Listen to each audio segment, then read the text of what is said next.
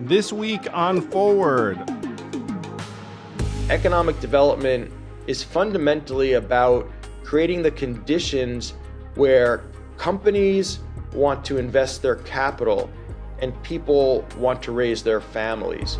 The reality is that you really have to treat the business as the customer and go to the CEO and go to the HR department and say, what does your demand signal look like for workers? What skills do you need? What kind of actually humans would you employ? Exactly. People want to have their problem acknowledged and to be heard far more than they want that problem to actually be solved.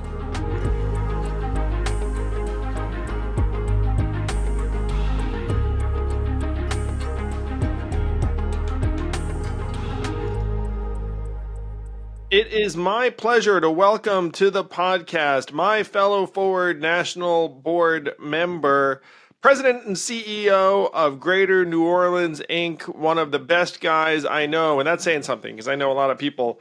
Michael Hecht, welcome, Michael. Thank you, Andrew. It is fantastic to be here, and it might just speak to the quality of the people that you know, but I'll take it. Michael, and anyone listening to this will see what I mean, because Michael spent his career helping create opportunity and vitality in New Orleans, a city that has been in the news for, frankly, kind of sad reasons over the last decade or two in terms of Katrina, which we'll talk about, Michael. But you did not grow up in New Orleans. I think you're a New York product, right? New York, educated by way of New England and even the West Coast. Yeah, so, we actually spent some time in the same kind of neck of the woods, but my story is that my family actually goes back to Louisiana. My maternal family goes back to a little city called Donaldsonville in the 1830s. They were economic immigrants from Europe. My mother grew up in New Orleans, but she married a Yankee, and so I was born in New York City and grew up in White Plains. And you and I probably did a lot of the similar things, kind of growing up and exploring the Upper East Side. Yeah. And so how did you find your way back to New Orleans? After a stint in business, you graduated from Stanford Business School and then worked in business out west, which I dare say is a more customary, conventional thing to do out of Stanford rather than spend decades rebuilding New Orleans. So first, what was the West Coast stint like after business school? Well, it was typical, but it wasn't, because at the time I thought I was a contrarian, but I was actually probably a fool because, I graduated in 98. Most of my classmates were becoming like the seventh employee at Yahoo, literally. And I decided, well, I'm going to go in the other direction. I'm going to go into retail. And I ended up building and running restaurants in San Francisco during the first .com boom. And, as a result, a lot of my classmates are retired now, and I'm here in a hotel room in Lake Charles, Louisiana. So I ended up being an entrepreneur, building and running restaurants. One of them, Foreign Cinema, still going today, 25 years later. And I got to tell you that the experiences that I got from that, learning to manage cash, learning to manage people, learning what it's like to make payroll, those are all things that, frankly, still inform, me today. And I actually think that every young person should have to do a few things. They should have to work in a restaurant so they understand cash and people. They should have to do military or do volunteers or Venture for America to do service. And they should have to go on a Mormon mission so they can travel somewhere and have to sell something that nobody wants in a language that they don't speak to learn salesmanship. But I loved that. But what happened was we got out after the .com crash in 2001, and my wife, who is Danish, wanted to see the country.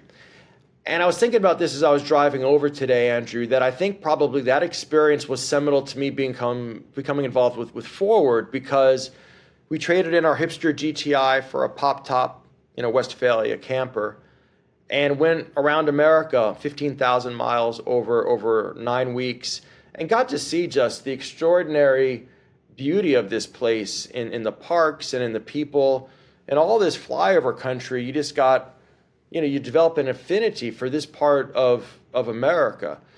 But it so happened we went through New Orleans, the ancestral homeland, and Marlena, my wife, turned to me and she said, "Man, we should move to New Orleans it's the only place in America you actually know where you are. And I said, well, honey, that's because it ain't America. It's the northernmost city in the Caribbean. But regardless, that kind of planted the seed. We ended up in Barbados for a little while. I was going to work for the UNDP. We ran out of money. Ended up in New York City working for Bloomberg, for Mayor Bloomberg. Probably the most talented leader I've ever really worked for, doing post 9/11 work for him. And then when Katrina hit, folks from Louisiana came to see us in New York, wanted to see how we were accessing HUD funds, CDBG funds, and that's when I let drop that my ancestral homeland was Donaldsonville, Louisiana, and I made my way back. So what was the post-Katrina experience like? Having a major city 6 feet underwater, it was tragic for all Americans to witness, but for people who lived it, it'd be completely different. Yeah, it was, at first it was a surreal experience. We had actually been in New Orleans the weekend before Katrina, and as usual, it was beautiful, and, nobody knew anything terrible was going to happen. I happened to, during Katrina, to have been out at an Australian friend's 40th birthday party at Burning Man, of all places. So I learned about it in the Reno airport. And so in case I wasn't depressed enough already, I'm looking up on the screens and seeing this surreal, unthinkable disaster unfolding.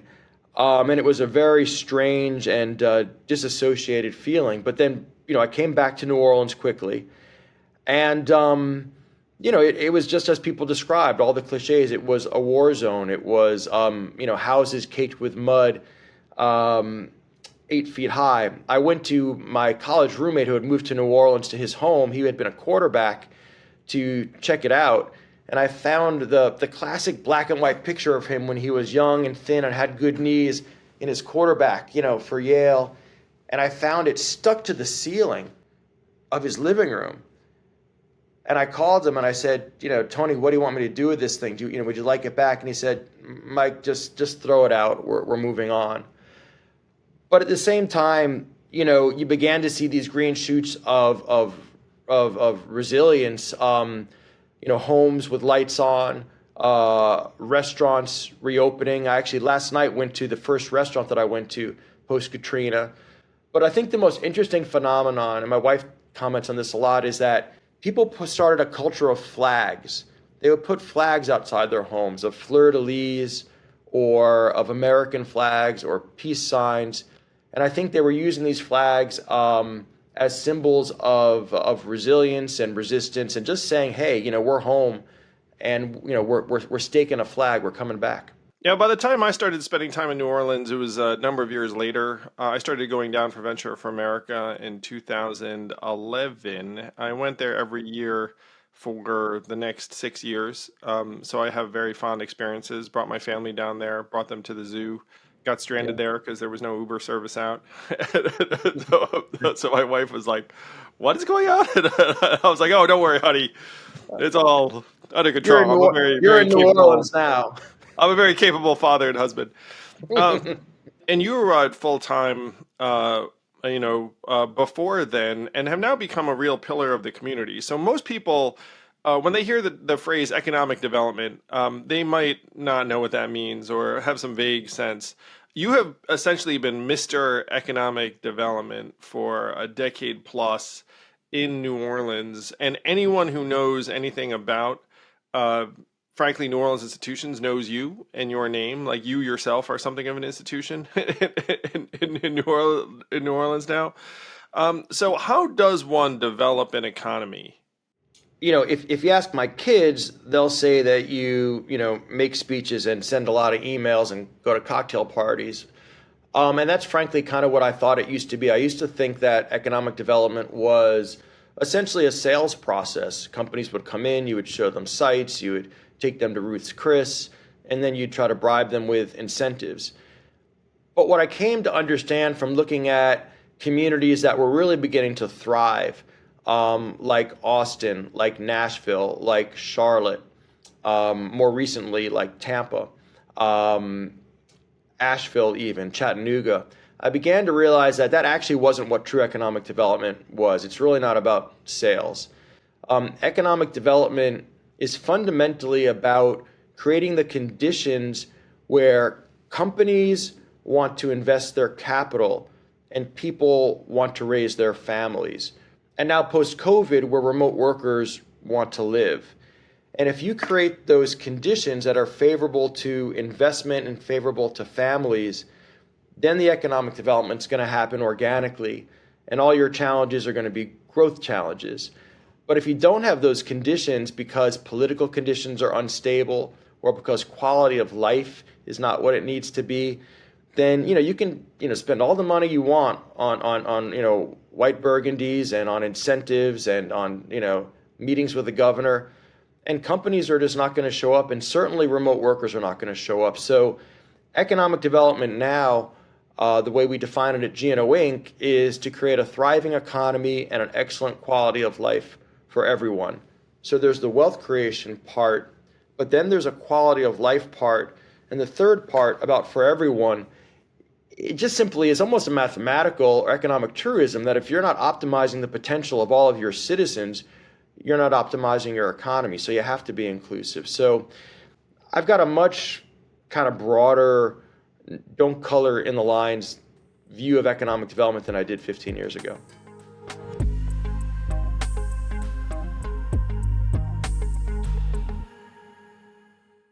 I am so pumped that the last election is coming out September 12th. The political thriller by yours truly and Stephen Marsh, the author of The Next Civil War, will be in stores everywhere, but you can buy your copy right now at andrewyang.com.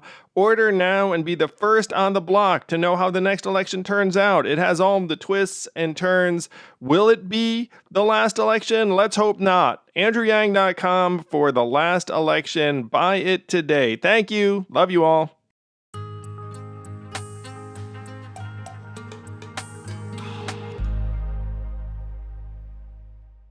So when I became a dot-com entrepreneur in the late 90s, we started with a dot-com, which completely just flamed out immediately.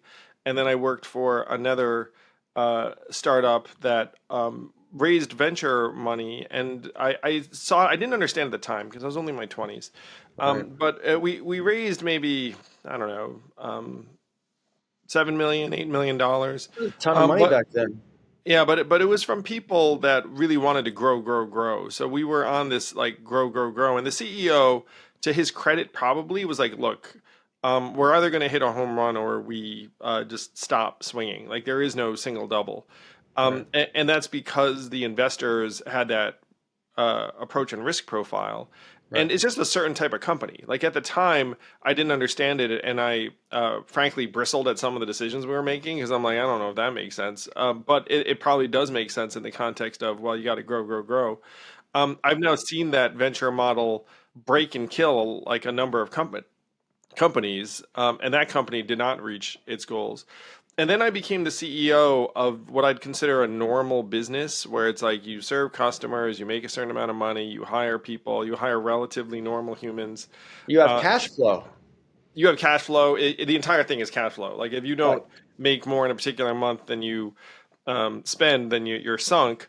And so you do this thing called managing payroll, you have benefits, you do morale building. And so I ran that company for a number of years, and it was like the best time of my life. My wife still jokes, actually. She's like, when people ask what my favorite time of my career, I say, oh, like, running Manhattan Prep, because I'd just be actually good and rational and a good manager, and like that was the job, as opposed to like some of these other crazy positions I found myself in where you're running for president. Yeah, where you're doing things that are a little bit less clear.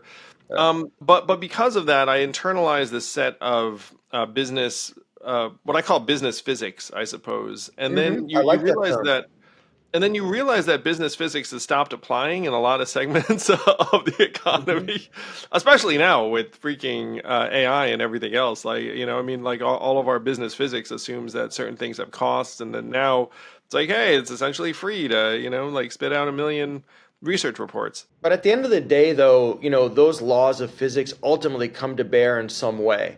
And so, for example, in the post-COVID era, when first Trump and then Biden were giving out $2,000 checks like candy in order to stimulate and then overstimulate the economy, I was looking at this and I was hearing people say that, oh, it was going to be fine, and this was, kind of Keynesian stimulative type of approach, and that there was going to be a little bit of inflation, but it was going to be transitory. I was just running the math on that, the math on those physics, and I said, if we don't have massive inflation, then Cartesian mathematics is broken. So when we had 7-8% inflation, of course it was a challenge, but to some degree it was a relief, because what it meant is that the fundamentals still actually apply.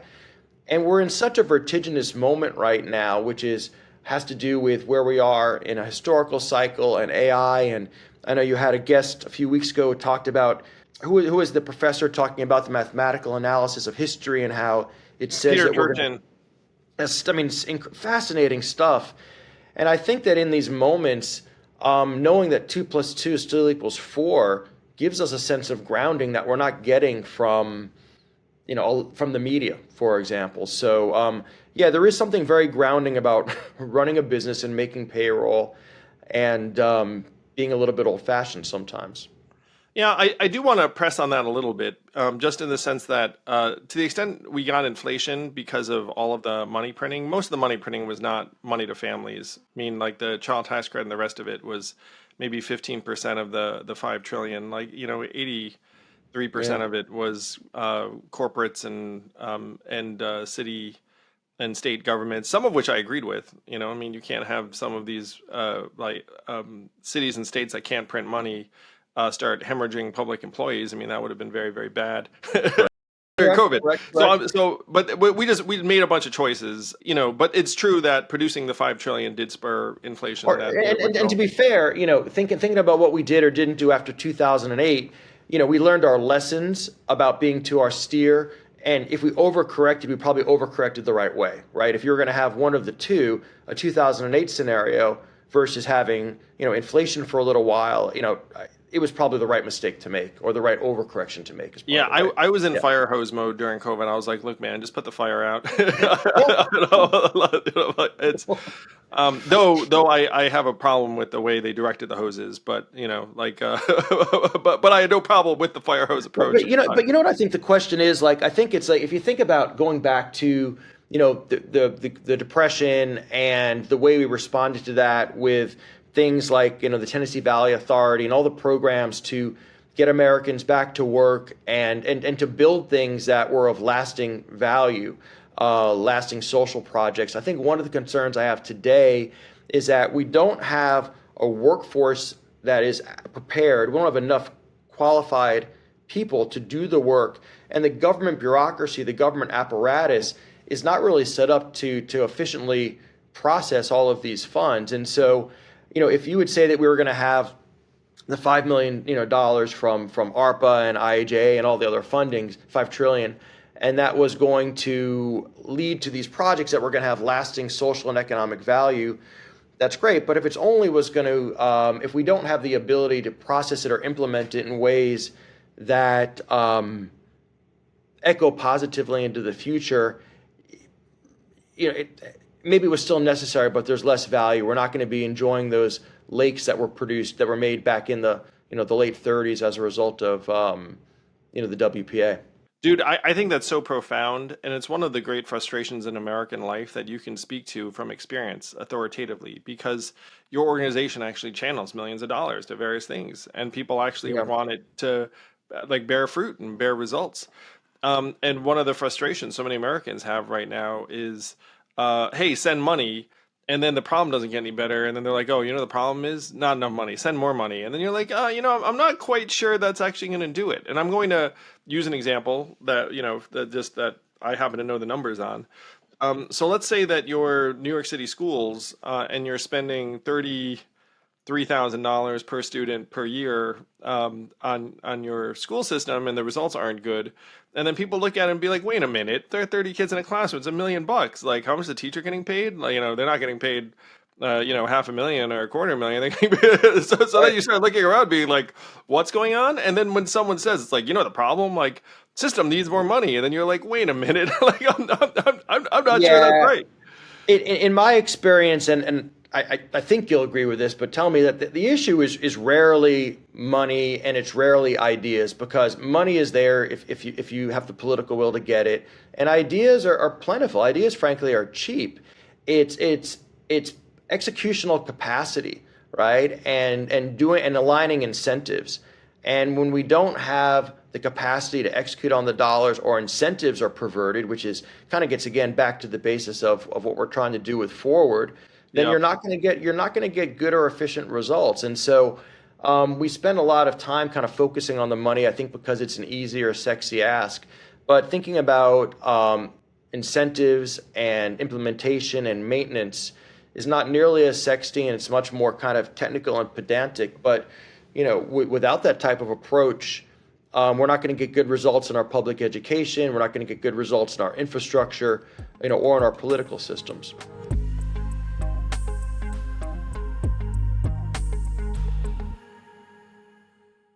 This podcast is sponsored by Helix Sleep. If you're a regular listener, you know that I am a mattress guy and that I believe investing in your mattress is one of the smartest, savviest things you can do to be happier, healthier, more energized, more able to live your life. It's why I'm so pumped to recommend Helix Sleep, because they are the mattress company that will send a customized mattress to you based upon your sleep preferences, risk-free, made in the USA, #1 mattress picked by GQ and Wired magazine, and there is a special sale for Labor Day, the best discount I have ever seen them offer, 25% off. That's right, Helix is offering 25% off all mattress orders and 2 free pillows for our listeners in honor of Labor Day, probably because a lot of you are moving, need a mattress. Go to helixsleep.com/yang and use code HelixPartner25. This is their best offer yet, and it won't last long. With Helix, better sleep starts now.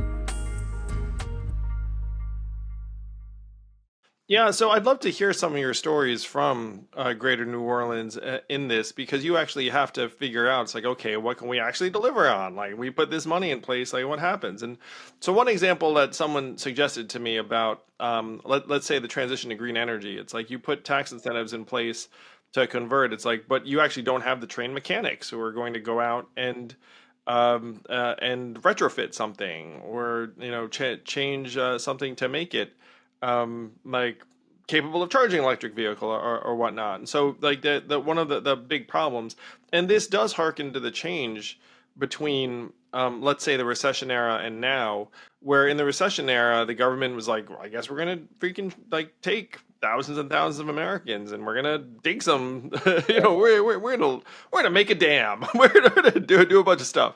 And now one of the things that Americans are getting very, very frustrated by is like you don't feel like we have the operating capacity. And then if you do, say like if America wanted to build a bullet train in California as an example, they'll just cut a massive check, and then you look back and be like, what's going on that train? And it's like that's our lived experience, right? How much have we spent on that bullet train so far? I think it's $5 billion, and and it's nowhere close to carrying a human anywhere.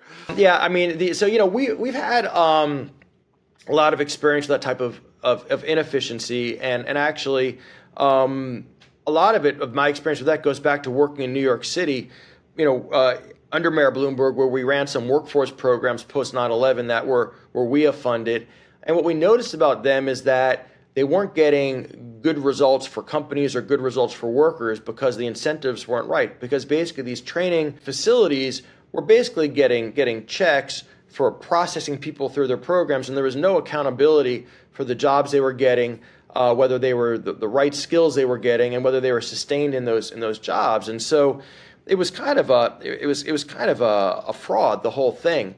And so what we've done at GNO Inc. is set up a program called GNOU. And GNOU kind of flips the script, because we said, although the workers who are trying to help, they're really not the customer.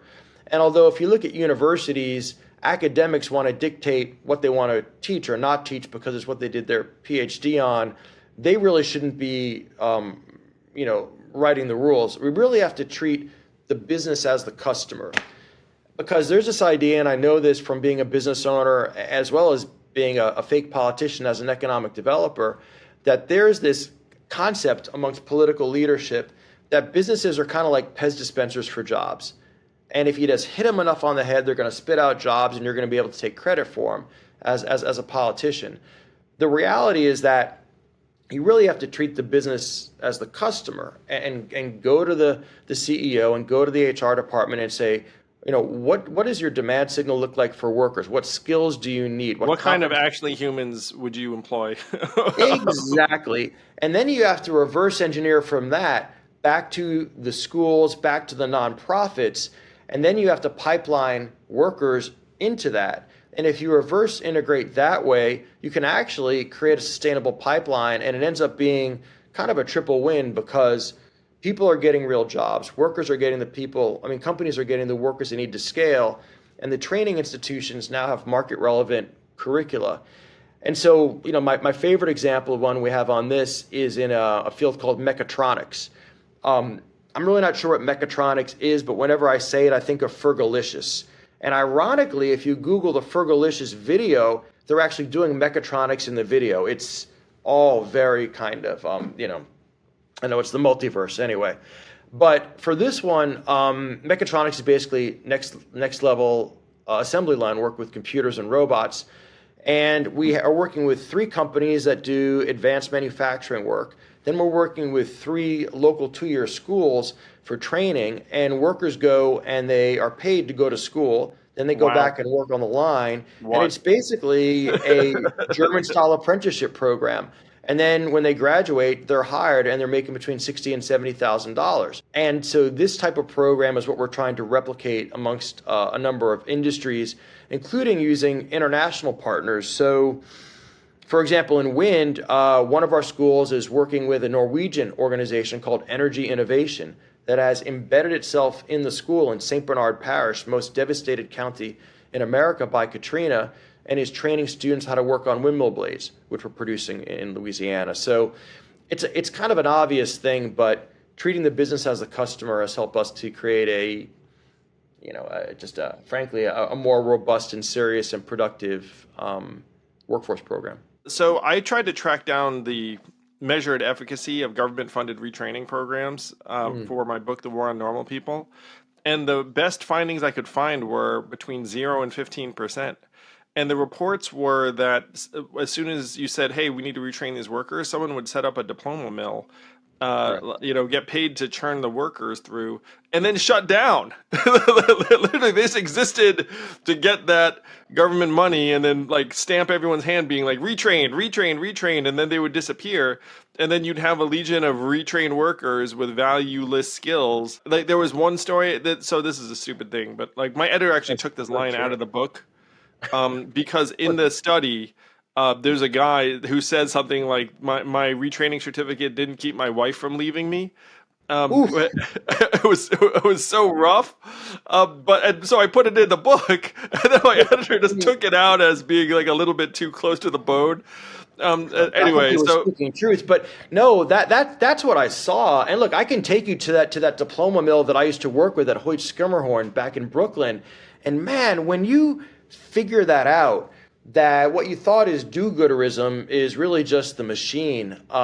It's depressing. And I'll tell you, I had a moment like that, Andrew, and it's probably what kind of got me here today. So for a brief period after we got out of the restaurant business, I figured it was probably easier and probably kind of morally more uplifting to give away food rather than charge for it.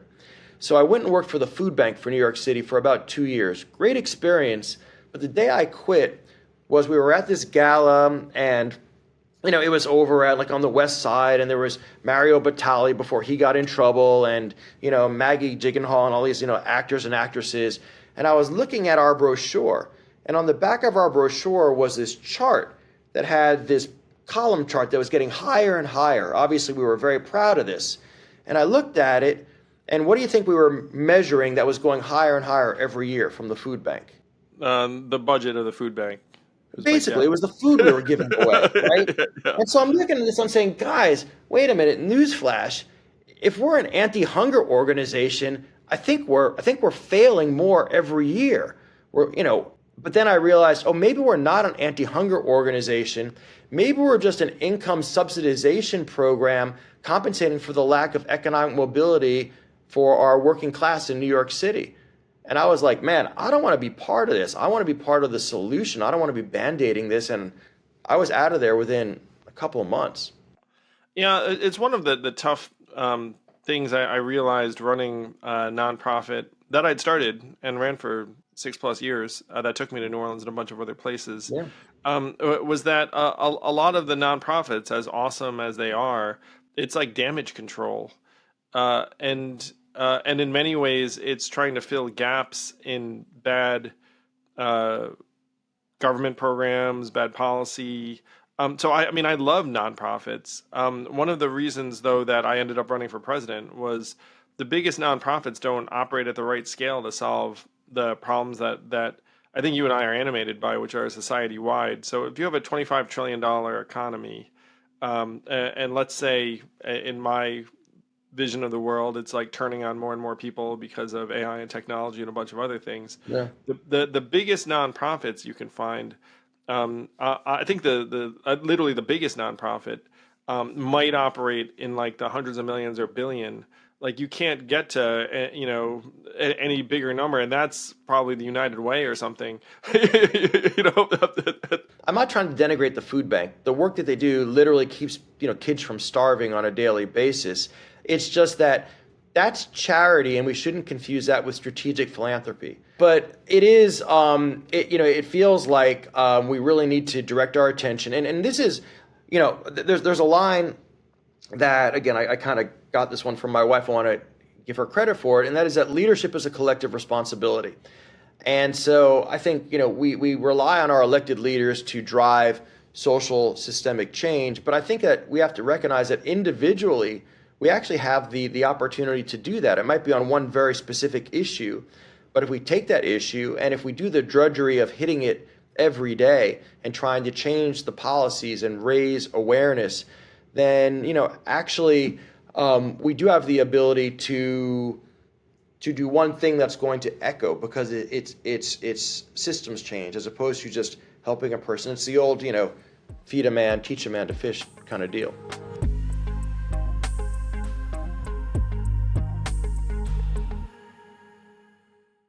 Hey YouTube, glad you're enjoying the podcast. If you really like it, hit subscribe, and then YouTube will notify you every time we have a bang up new guest. Thank you.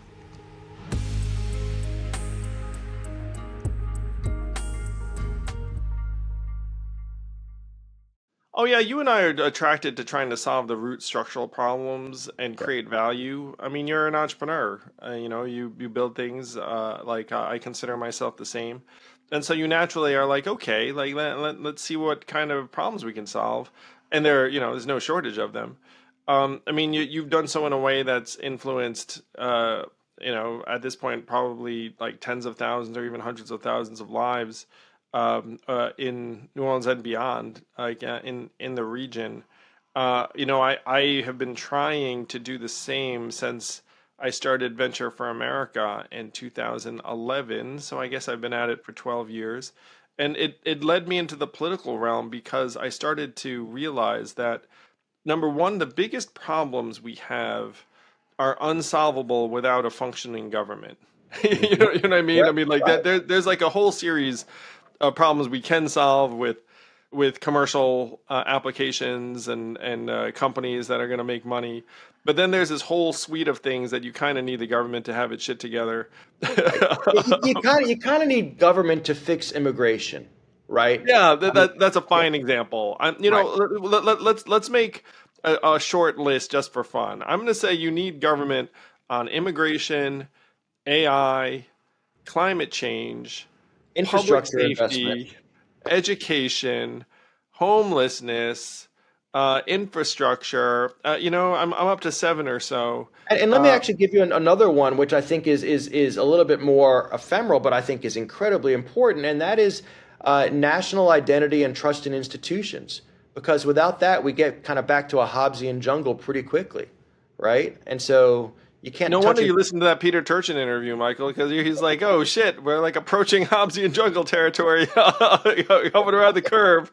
Yeah, so I think that's why the work of Forward and everybody who's involved in this space is so important because everything points to us going through a period that's going to be politically and technologically disruptive. I mean that's a fact, right?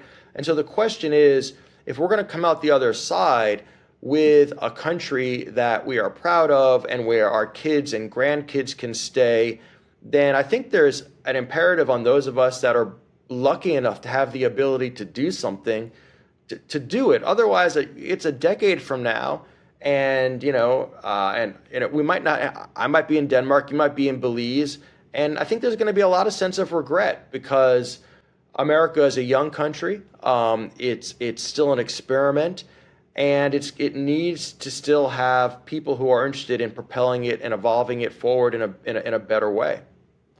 I want to dig into something you said half jokingly at the top, where you referenced working in a restaurant, which I totally agree with. And my first Hmm. job was working as a busboy in a Chinese restaurant, Yeah. and people were taken aback by my perfect English because most of the employees of that restaurant, Yes. were getting bussed in from Chinatown. Where are you from? Like, And well, I mean, I went to school with their kids because it was my hometown. yeah. And so a couple of busboy stories randomly. So number one, I was a busboy because my written Chinese wasn't good enough to translate orders to the kitchen, which they needed in written Chinese. So it's like, well, Right. I can't take orders, so I guess you're busing. Number two, everyone else would get a bus from New York City's Chinatown to the restaurant and then leave at the end of the night. And then I would get in my parents' Honda Accord and just drive home individually. I'd be like, yeah, bye everybody. Yeah. The three is that we would eat leftovers from the night, like as a late night dinner. Sometimes that food was not great because it was frankly the food that didn't make the table, and Right. so my go to was white rice with doused in hot and sour soup with fried noodles on top, and I Right, just eat man. that. You were young and you were living your best life. Yeah, there were good times. So you definitely do learn about service and people and money and just the basics. Can I tell you the most important lesson that I learned about that from that, which really saves my hide on a daily basis here? It's a true story. So our first chef was a guy from Marseille, and he was a very talented chef, but he chain smoked Marlboro Red, so he'd killed his taste buds. And but he was and he was kind of a Marseille kind of sage poète de la rue. Anyway, there's this one night, and a woman gets the bouillabaisse, and she calls me over, and she says, I don't like my bouillabaisse, right? And so, I said, all right, well, I comp her the whole meal. It costs us whatever it costs us, and and they walk out and they proceed to go and just tear us apart on Yelp or whatever people were on, back then, Zagat's or whatever. And so, then the same kind of thing happened a few weeks later. And just for some reason, instead of just comping the meal, I went and I sat down with her and I said, I'm really sorry about your bouillabaisse. And I said it with a straight face in .com San Francisco. I said, but, tell me what's wrong with it. Tell me what you don't like about it so I can get some feedback back to the kitchen and we'll try to do better next time. And she proceeded to talk about how there wasn't enough broth and, and the shellfish were inadequate and the toast was soggy. And I gave her a glass of wine, and she proceeded. She after that became one of our best customers. And what I took from that is that people want to have their problem acknowledged and to be heard far more than they want that problem to actually be solved. So the worst thing that you can do is to ignore somebody when they're expressing distress about something. But if you go and say, "Tell me about your problem," you've then succeeded because you've heard them. And if you solve the problem, that's lagniappe. Then you're truly a hero. But so now in this job, when we get hit by stuff every day, my action almost every time is to go right to the source of the problem and say, I'm sorry, tell me what's going on. And it's just that is a restaurant lesson that I learned by comping a lot of meals. That would work very well in your current role. It's true. That would start every conversation off on the right foot. So the next suggestion you had was something around national service, and I put out on Twitter recently. I said, "Hey, what do you guys think about?" And I use the word mandatory, which is a strong word, but I said essentially required national service. I got a mixture of opinions back.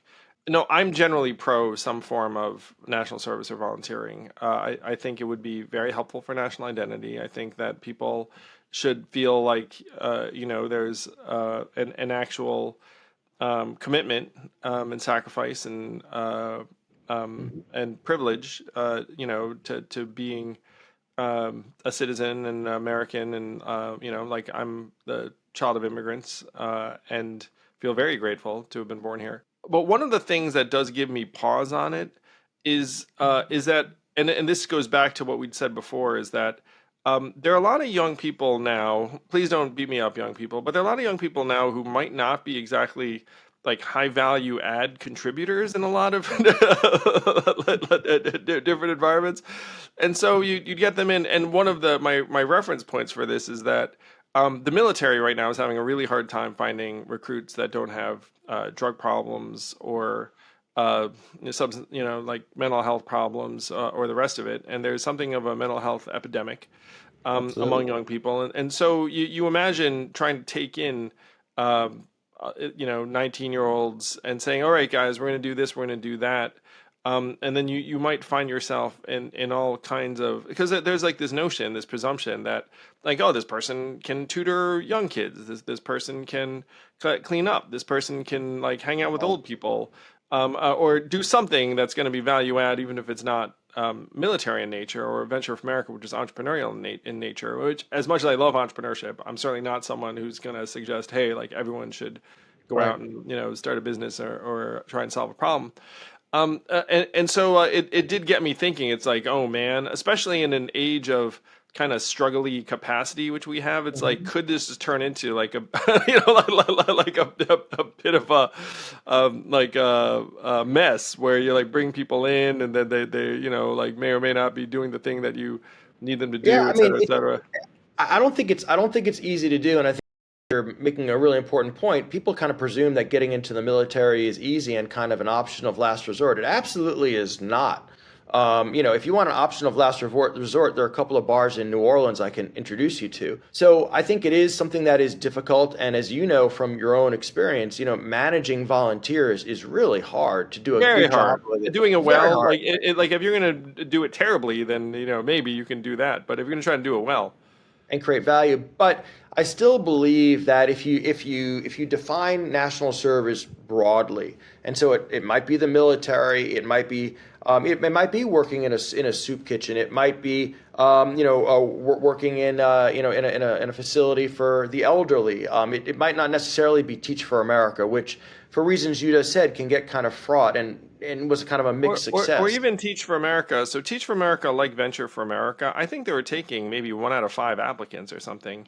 Yeah. Um, yeah, yeah. So there's a high bar. I think people look at that and be like, sure, it makes sense. I mean, it's a lot of responsibility. Venture for America was similar. But I guess, what I struggle with here, what we're trying to answer is so when I'm in Denmark visiting my wife's family, you look at Denmark and there are a lot of things that are admirable about Denmark. It's a frustratingly competent and cohesive country, but it's also a country where if you walk through the graveyard, there'll be about 7 last names. It's Anson, Olsen, Anderson, Jensen, and so there is a level of homogeneity that makes that cohesion pretty easy, and it's a small country. But there is this, and there is mandatory military service, by the way. And you do get the sense that one of the reasons why the country works so well, and frankly, one of the reasons why it always ranks as the happiest or second happiest country on earth, and I can tell you, I promise you, it's not because of the weather, is because there's this sense of shared identity, responsibility, there's trust in institutions. And so I think that if we don't try to push back on the fragmentation that's being driven by social media and by identity politics, we're going to give all that away. And you combine that with the way Trump really pulled at the fraying of the social fabric. And again, we kind of end up retreating. Maybe it's not a Hobbesian jungle, but it's the default quadrant in Prisoner's Dilemma, right? Where we're just kind of protecting our own empire of dirt. Yep. Oh no! Again, I'm very aligned. So one of the ideas I came up with that was a hybrid when I was running for president. Let me try it out on you, because it was like, okay, it's going to be tough to get all these, young people to do X or Y or Z. But here, so I was like, so what is within bounds that I think you could have the infrastructure and it'd be executable? And so what I came up with was, drum roll please, the American Exchange Program, which was when you graduate Yeah. from high school, you go to another part of the country and live with a family that frankly is sending their kid somewhere else. And so then you spend 4 weeks in another environment where that high school community is taking in a bunch of kids from elsewhere, and then they do a few community service projects. They meet kids from other parts of the country. I love that so much for two reasons that just come to mind. One is that obviously it's that experience that changes everything. It's when we took our trip across America. It's when you visit another country. I mean, it's when you deal with people individually, everything changes. And as we know statistically, although the country is more polarized than ever by political identity, when you ask people about individual issues or values, actually there's really a clumping around the middle. So it would definitely be beneficial in doing that. The other one is, so Raj Chetty had this pretty fascinating work that came out about a year ago where he looked at economic mobility. And the only thing that he could figure out that mattered was not education, not even in zip code per se, but social capital, who you knew. And I'm kind of stretching this a little bit, but I guess the point is that what that Oh, speaks dude, to I'm is, into it. I mean, if you had right, like 10 Facebook friends from around the country that you actually had spent time with meaningfully, it changes even a few everything. weeks. The fact that you and I have spent face-to-face time together means that this is actually a meaningful conversation that we're having. If we hadn't, I might as well be swiping left or right. With you, I would swipe right. But I'm Oh, saying, thank you. Thank you. yeah, Thank you, all of you right swipers out there. yeah, no, you're Tinder fuego. But so I think that that's actually a profound idea. And there's a program here in New Orleans called Live Oak that takes kids from different schools, and some of them are public, some of them are parochial, some of them are fancy private, and just throws them in summer camp together where they get mosquito bites and do dangerous sports. And I think that's probably one of the profound social projects that we have going. That's awesome. My kids would hate that. My kids hated it too. Oh, they complain. I mean, they would benefit tremendously from it. I mean, they need that really bad.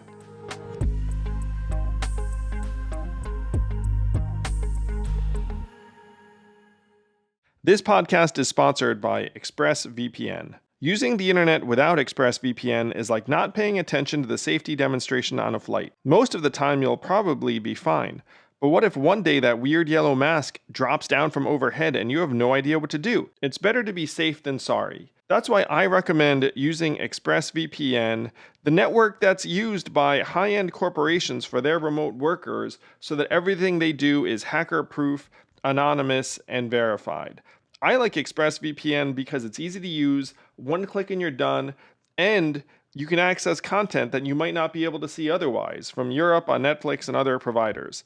Secure your online data today by visiting expressvpn.com/yang. That's expressvpn.com/yang. And you can get an extra 3 months free. expressvpn.com/yang.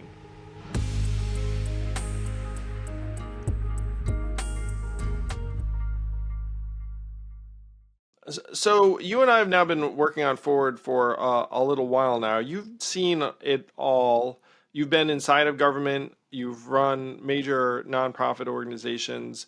You've seen kind of like the best of institutions at work, and probably the opposite of the best in various ways. Um, Yes. and one thing I think you and I share, so that they're actually. So that, like, if you operate in a real business like restaurant or my education company, and then you go around the country and you have a sense as to how most Americans live, you have this desire to kind of champion folks who are underdogs or overlooked in some way. And unfortunately now I feel like that includes most Americans in most Yeah. places. Yeah. Certainly New Orleans I would describe as something of like an appealing underdog Yeah. Having spent time there. That It's and yeah, yeah, and so my question really is like, what are the possibilities that excite and animate you the most? You've described one, which is, look, you can actually create real fucking jobs if you actually use the business as your customer and say, what do you need? What kind of humans do I need to provide your business such that you will actually hire them? Now that's a harder thing to do than just set up a government retraining shingle and be like, and frankly, it's harder to do at such high volumes. I mean, I can give a gajillion workers a shitty certificate and call it a day. But if I go to the employers, that maybe they'll be like, hey, I need 50 people like this, and then you're like, do you need 500? yeah, it's much more retail than wholesale. It's much more case management. That's right. Yeah, yeah, and one of the frustrations I have, and I think most people share at this point, is that everything seems oriented now towards how something looks rather than how it functions. It's like if I Yeah. can put out a press release and have a press conference being like, "Here's a big number," and then no one Yeah. will ever follow up whether those If I people put a actually like placard in my looked up. front yard or send out a snarky tweet, then I'm a slacktivist. Yeah. Yeah, yeah, and meanwhile, it's like, have you tracked down what happened to those 5,000 retrained people, and you have like some abysmal success rate? It's like that, like it doesn't matter. People have moved on. I mean, one of the darkest things now is everyone is like, all I have to do is just hang on, and then the attention will move elsewhere, and then people will stop paying attention to my Oh, uh, there's a profound cynicism. That's right. Because and it's kind of what's creating this epistemological crisis because folks know they can say anything, and there really ends up being no follow up or fact checking because then the next, thing has happened, right? The next viral airplane video or whatever. So I'm actually going to double down on that and then ask the question. So here's my doubling down, where I ran for president and was like, hey guys, you know why all those Midwestern communities went for Trump? It's because we got rid of 4 million manufacturing jobs, primarily due to automation, and all those places went from blue or purple to red. And you can just look at the data, and then people would look at me and be like, "Oh, interesting, interesting." And it hit me that no one would ever say like, "Wow, 4 million, that's a lot. Like if we get to 8 million, maybe we should do something different." Like I could have said any number and it didn't matter. No. Like the substance of what I was saying just got filtered into a symbol. I just became the math guy, and it's like, hey, math guy saying some interesting stuff, but like the underlying reality doesn't affect anything in our policy making. And if you have that as your setup, then we're doomed because like as the reality shifts in various ways, and Which we is don't why really your respond. idea is so brilliant, because if more of these people had spent time in Ohio, right, or Wisconsin, right, they would have had much more empathy for what was going on. I mean, I digress, but I just want to say that's why this exchange program, this domestic exchange program, is brilliant for that reason. Oh, who knows, man? Maybe Ford will make it happen. So my question is, so you've given us one awesome example that I think most people will understand about like genuine job creation. But what are the other opportunities that you've seen and you'd be like, okay, guys, here's something that we can get excited about and build on? I guess the setup for this answer is that pretty much every meeting or lunch I have, it starts off with how's it going. One, because that's a good kind of small talk question, but two, because people actually think that I might have some sense of it, because GNO Inc. is kind of like we're like that thing in the bottom of the sink that catches all the food. We get little scraps of everything, so we have some sense. And what I tell people is that my days these days in New Orleans are like walking into one of those self-serve yogurt shops where you get the swirl flavor, in your cone. And one of the flavors I get every morning is this beautiful swirl of delicious, creamy, refreshing vanilla. And the other flavor that comes out in the swirl is dog shit. And, and, and I used to try to lick around it, and it wasn't working. And so now I get up every day, get the swirl cone, take a big bite, wipe off my chin, and take a swig of the coffee and get to work. New Orleans today is a paradox. I would argue happily with anybody that there's more economic opportunity today than even after Katrina with the billions of dollars. We're building a new $2 billion port. We're leading the country on clean energy, including we're becoming the offshore wind manufacturing hub for the East Coast. We are building the largest spaceship ever built that's going to put the first woman and person of color on the moon by 2025. We're building the world's largest windmill blade. We're top 10 in the country for women and African Americans in tech jobs. We're building out what we think will become the MD Anderson of Alzheimer's, a hub for destination healthcare for diseases of aging. The airport is at record numbers. Everything that COVID took away from us, culture and connectedness and making bad life decisions, they're flocking to New Orleans to re-experience those things. So on the surface, or just looking at that, New Orleans and frankly South Louisiana is on the verge of a boom time unprecedented in our lifetimes. But then going to the other side, the other flavor in the cone, you get down to kind of the base layer of Maslow's hierarchy. The blocking and tackling things around life safety, around infrastructure, and frankly around people's sense of self and self-efficacy. And we're hurting there. 2019, before COVID, we were at a 50-year low of homicides. Last year, we were at almost a record number, a total reversal of fortune. Totally Terrible. Tragic. That's awful. Tragic. Our infrastructure is old and in disrepair, with the exception of the $15 billion new wall we have around us that helps with hurricanes, but streets and floodwater drainage. And then you get to this, we talk a lot about the poverty in New Orleans, and it's a challenge. And frankly, the lack of a middle class, and really the black middle class, which was eviscerated by Katrina, is a major challenge. But I think the bigger one is that to some degree, there's a poverty of imagination. Folks either have come to accept some mediocrity or worse in terms of basic services, or frankly, they haven't spent time in places like a Nashville right now, where things are doing much better. And without the imagination of what we can become, it's very difficult to put pressure on political leaders to inspire civic engagement. So New Orleans is a very hot and cold, strange place to be doing business in right now, because both realities are true. We're either going straight to heaven or we're going directly the other way. Well, I need to get back there as soon as I can. I certainly recommend hanging out in New Orleans and making either good or not so good life decisions. Whatever you're there to do. It's a wonderful place. If you do go to the zoo, make sure that the car service will. The zoo has excellent daiquiris, which is another reason why to check on the car service. The nightlife is great. The music's great. The museums are great. The people are great. I've had a lot of awesome times there. I have been to Jazz Fest, and I've also spoken at Collision, which I think might not be in New Orleans anymore. Collision did so well here that Toronto paid them $2 million, and they went there. But but we're restarting our version of Collision with some refugees from South by Southwest. So stay tuned on that. Look at that. That New Orleans cannot be kept down. You take their conference, they grow a new one. That's the spirit. So, Michael, people must have been bugging you to run for office at various points. You jokingly called yourself a fake politician. What do you project forward?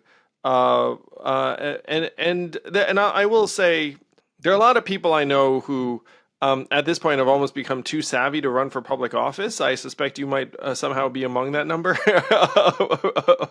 But if there's someone out there who wants to follow your example, make a difference in their community, maybe they're considering running for office, they might not know economic development exists as an actual career. What guidance might you give to a young person who wants to become the next Michael Hecht of their community?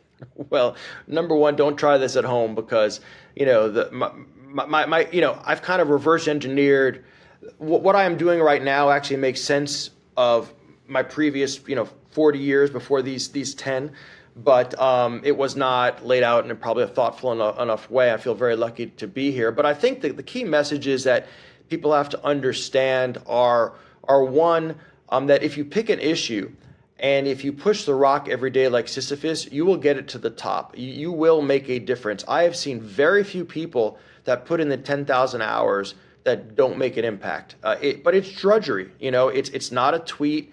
It's not just doing something performative. It's kind of an obsessive commitment. That's the first thing. I think the second thing is that I just want everybody to be. I know we're kind of a broken record on this, Andrew, but it's really one of the things I love about you and the way you think. You're such a polymath, but in everything that you're doing, you're always thinking about the structural level of it and what levers can be pulled to drive systemic change. And so I would encourage any person who wants to make a difference to try to understand the meta story. What is actually creating the outcomes? So don't hate the player, change the game. And I think that's a way of thinking about this. And then I think just the third is just to practice empathy, to realize that most people, frankly, want just about the same thing. They're just coming at it from a different lived experience. And it might sound a little bit cliche, but if you can put yourself in their shoes, you're not only going to understand them better, you're going to be more effective in trying to drive the change that we talked about in the first couple of elements. Wow, empathy indeed. Sounds like an exchange program is needed. Michael Hecht, thank you so much, my friend. Looking forward to trying to get good policies across the finish line, not just in New Orleans, but around the country alongside you. Yeah, Andrew, thank you so much. It's an honor to be on the podcast. It's great to work with you. Thank you for all of your leadership and inspiration. And yeah, come back to New Orleans soon. I describe New Orleans as the most human city in the country, maybe the world. It's not perfect, but boy, it's a beautiful way to live. Most human city is definitely a great description. I love it, and I'll be back in no time. Yeah, thanks so much. Really appreciate you.